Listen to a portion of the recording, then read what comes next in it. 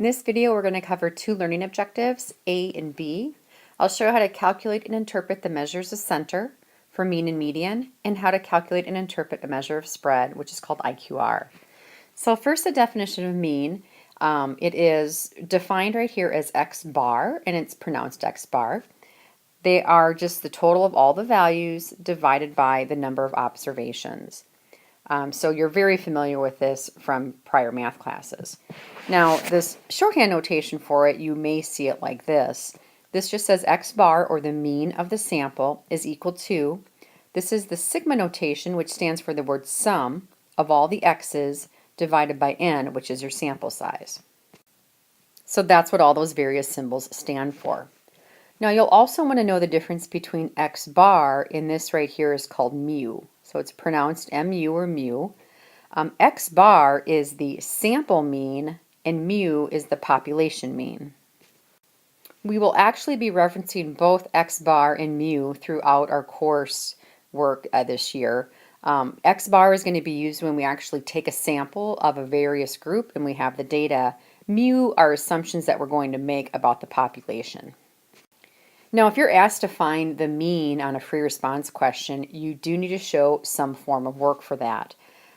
You don't have to show all of the calculations, but you at least need to show the minimum. So, for example, you would put the first few pieces of data, you could go ... to the last, and divide by the actual count in the sample size. And then you could put the final answer, but you have to show something. The other measure of center to calculate is median. And you should be very familiar with this already, but it is the middle of a distribution. The numbers such that half of the observations are going to be smaller and the other half are going to be larger. So how do you find the median? All you need to do for that is arrange all of the numbers in size from smallest to largest. Now, if the number of observations is an odd number, then you're going to find that the median is the center of the observation. However, in part 3, if the number of observations is an even, then the median is going to be the average of the two center observations. Now, you don't have this data in your note packet, but just follow along with me. We have all of these values and they want us to find the median. So one thing you could do is you could actually organize it in a stem plot first.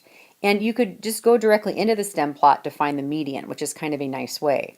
If you don't like that, you could take all of these values and you could write them out in order. So go from the smallest to the largest, and then you would go ahead and count and find the median. Now, if you keep it in a stem plot, it's actually kind of interesting to figure it out. We notice here we're going to get from 20 to 25. So one of the easier ways to do it is to just kind of eliminate as you go. But be careful if you keep it in the stem plot format. As you cross off, let's say we cross off the first 5 smallest. That would be this one, and then you would go to the 10. The two 10s would be the 3, and then 4, 5. Let's keep going, 6 and 7. That's 7 digits. So if I go at the high end, if I go 7 digits from largest to smallest, this would be 1, and then the 65 would be the second, and the third and the fourth are 60. So that's 4, and let's go more, 5, 6, 7 digits. Now I'd have to keep going to find the median. So what I'm going to do here is I have to go, let's go 2 more up. So I would go from 20 and 20, and then 30, 30. And then you're going to find ultimately that the 20 and 25 from here are the two in the middle. So take the average to compute the median. So let's look now at an example in your packet. This is not meant to be a hard question, but can we estimate the mean and median of a histogram or dot plot using this data set?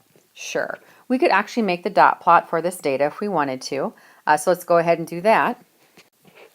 Now this is a pretty small looking dot plot here. I do notice though I did from 3 I went ... all the way to 50 to show it as being exaggerated. But if you look at this, we know something about the mean, that the number 50 is going to pull the mean toward it. So the mean is going to be closer to the number 50. Whereas the median, as we start to cross off and work our way toward there, if we crossed off the first 3 here on this far end, and then a 3 on the shorter end, we can actually see that the median here would be 2. Now to find the mean, I'm going to use a shorthand of X bar, and I'm just going to show that I'm actually adding all the pieces of data up to each other. And then you're going to divide by 7 pieces of data. So here, the final answer, the x bar or mean, is going to be 8.86. So when you compare these, the median of 2, the mean of 8.86, there's an extreme difference, and it's because of this outlier here at 50. One thing to note is this piece of advice right here. It says, do not confuse the average value of a variable with its typical value, which you might be used to describe the median. What they mean here is if you're doing a free response and you computed the mean, make sure you say the mean or the average. But if you're computing the median, a lot of people by default will say the average value when they mean the median. If you say that about the median, you call it the average, you are wrong and when you will not get credit for it. So be very careful with your language. Then the last thing to conclude about this, we've already addressed it a little bit, is when you compare the mean and the median, we notice that if it's roughly symmetric, the mean and median are close together. And when they're exactly symmetric, the mean and median are exactly the same.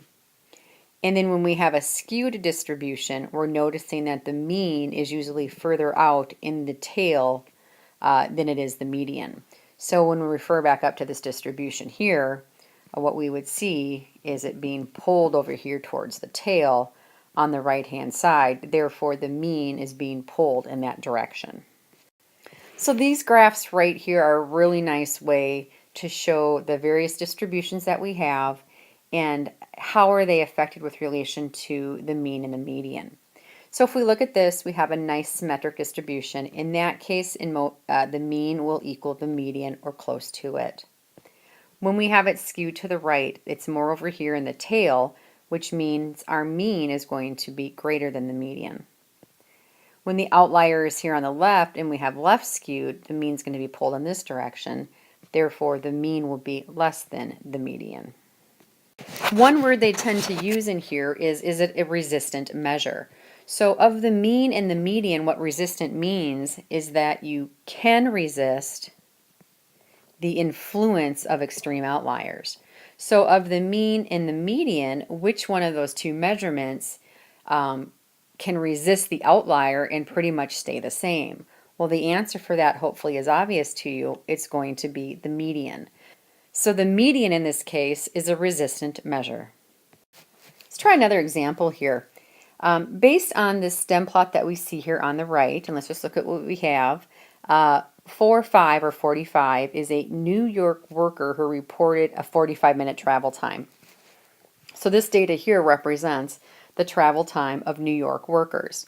And based on this plot, would you expect the mean travel time to be less than, the same, or larger than the median? Well, you almost want to turn this distribution kind of this direction. And if you were to do that, what you'd see is you're going to have it higher on this end, and then it's going to kind of swoop down on here.